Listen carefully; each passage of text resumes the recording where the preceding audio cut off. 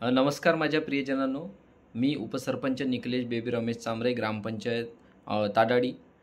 आज मी आपल्यासोबत एकात्मिक बालविकास सेवा योजना प्रकल्प चंद्रपूर येथील अंगणवाडी केंद्राची पदे जी रिक्त आहे त्याबाबत काही आवश्यक कागदपत्रे व इतर गोष्टीबाबत चर्चा करणार आहे.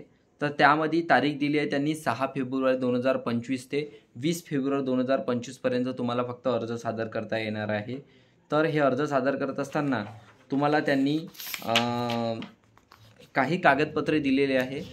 तर ही कागदपत्रे आपण पाहूया की कुठल्या प्रकारची कागदपत्रे आपल्याला त्यासोबत जोडावायची आहे. तर त्यामध्ये कागदपत्रे त्यांनी दिलेले आहे की स्वतःचा रहिवासी दाखला जोडणे आवश्यक आहे, ग्रामपंचायतमधून मिळेल तुम्हाला. त्या वयाच्या पुराव्याकरता तुमची शाळेची TC म्हणजे शाळेचा दाखला, ओळखपत्र, मतदान कार्ड, राशन कार्ड, आधार कार्ड हे जोडू शकता. अंगणवाडी मदतनीस या पदाकरिता कमीत कमी तुम्हाला 12वी पास असणं आवश्यक आहे. म्हणजे तुम्ही 11वीला ॲडमिशन घेतलं आणि 12वीला ॲडमिशन घेतलं, 12वीचे पेपरच नाही दिले, म्हणजे तुमची 12वी जरी TC बनेल फेलची, पण तुम्ही 12वी पास नाही आहात, म्हणजे याचा अर्थ तुम्हाला फॉर्म भरता येणार नाही. 12वी पुढं graduation, post graduation, BEd, DEd हे तुम्ही सगळं जोडू शकता. महत्त्वाचं म्हणजे MSCIT तुमचं संगणक जर झाले असेल ते जोडणे अनिवार्य आहे, त्याचा डिप्लोमा आणि मार्कशीट. विधवा उमेदवाराकरिता पतीचे मृत्यू प्रमाणपत्र जोडायचे आहे. तसेच स्वयंघोषणापत्र सोबत विधवाचे जोडायचे आहे, विधवा असल्याचे. अनाथ उमेदवाराकरिता सक्षम अधिकाऱ्याचे प्रमाणपत्र आवश्यक राहील.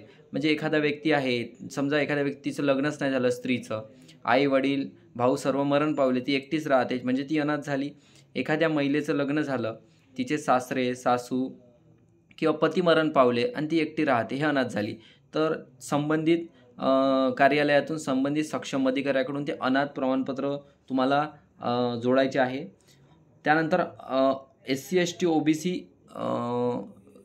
असल्याचं तुम्हाला कास्ट सर्टिफिकेट सोबत जोडायचं आहे. त्याच्यानंतर या कार्यालयामध्ये अंगणवाडी मदतनीस पदाचे एकात्मिक बालविकास सेवा योजना प्रकल्प कार्यालयात तुम्ही जर 2 वर्ष काम केले असेल, कमीत कमी 2 वर्षाचा अनुभव असेल तर ते जोडायचं आहे. 2 वर्षाचा अनुभव असणे आवश्यक आहे. म्हणजे त्या प्रकल्पासोबत तुम्ही योजना राबवली असेल, कार्यक्रम घेतले असेल, कार्यशाळा, ते सगळं ते जोडायचं आहे. लग्न झालेल्या उमेदवाराने नावात बदल झाल्यास पुरावा जोडावा. आता एखाद्या स्त्रीचं लग्न झालं तर मॅरेज सर्टिफिकेट जोडायचं आहे. समजा मॅरेज सर्टिफिकेट नसेल, काही कारणास्तव काढायचं राहिलं असेल, काढलं नसेल किंवा वेळ असेल, तर तुम्ही स्टॅम्पवर ॲफिडेविट करून घेऊ शकता. कुठल्याही सेतू केंद्रामध्ये किंवा सायबर कॅफेमध्ये तुम्हाला ते करून मिळेल. त्यांच्याकडे तो सगळा डाटा असतो. त्याच्यामध्ये लग्नाच्या आधी माझं नाव असं असं होतं, लग्न झाल्यानंतर माझं नाव असं असं आहे, दोन्ही व्यक्ती मी एकच असून मी ग्वाही देते असं लिहून घ्यायचं आहे.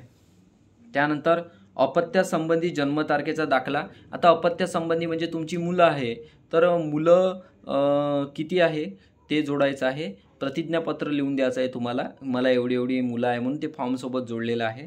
आणि जन्मतारखेचा दाखला म्हणजे जवळपास त्या मुलाची तुम्हाला जन्मदाखला जोडता येईल, ज्यावर जन्मतारीख असली पाहिजे.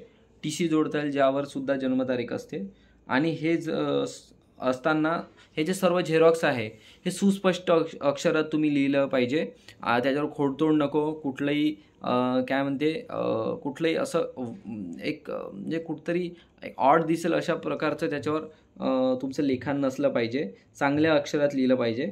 आणि हा सर्व झेरॉक्स आहे ते सक्षम अधिकाऱ्याकडून, म्हणजे दुय्यम अधिकारी असेल B ग्रेड श्रेणीचा, किंवा आपल्या ग्रामपंचायतमध्ये मेडिकल ऑफिसर असतात प्राथमिक आरोग्य केंद्रात, तर वैद्यकीय अधिकारी त्यांचेसुद्धा याच्यावर अटेस्टेड चालेल.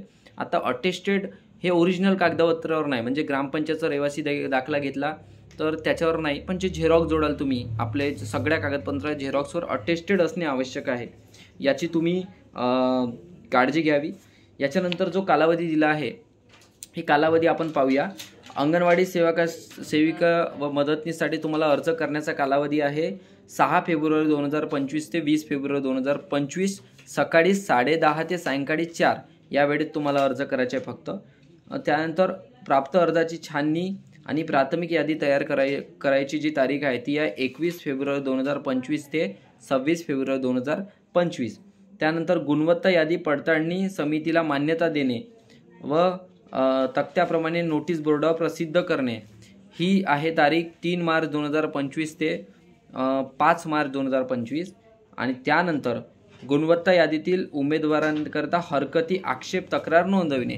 आता जे गुणवत्ता यादी लावली बोर्डावर, तर त्याच्यापैकी कुणाचा आक्षेप असेल, काही तक्रार असेल, हरकत असेल, कुणाला वाटते की नाही भ्रष्टाचार झाला आहे, सेटिंग झाली आहे, असं काय वाटत असेल, तर तुम्ही 6 मार्च 2025 ते 20 मार्च 2025 पर्यंत एकात्मिक बालविकास सेवा योजना प्रकल्प चंद्रपूर येथे आक्षेप, हरकती, तक्रार नोंदवू शकता.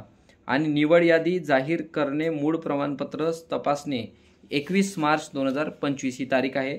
म्हणजे जी निवड यादी प्रसिद्ध झाली की तुम्ही जे झेरॉक्स जोडले त्याची ओरिजिनल कागदपत्रे तपासली जाईल. तर असा हा याचा कालावधी आहे. तुम्ही बघू शकता मित्रांनो, हा अर्जाचा फॉर्मॅट आहे, तुम्ही बघू शकता. तर अर्जाचे हे 3 प्रतीमध्ये आहेत. अशा प्रकारे तुम्हाला अर्ज सादर करायचा आहे. आणि हे करत असताना काही अटी व शर्तीसुद्धा यात दिलेल्या आहे. या अटी व शर्तीचे आपल्याला पालन करायचे आहे. व अटी व शर्तीचे पालन करत असताना याच्यात महत्त्वाची गोष्ट म्हणजे तुम्हाला तुम्ही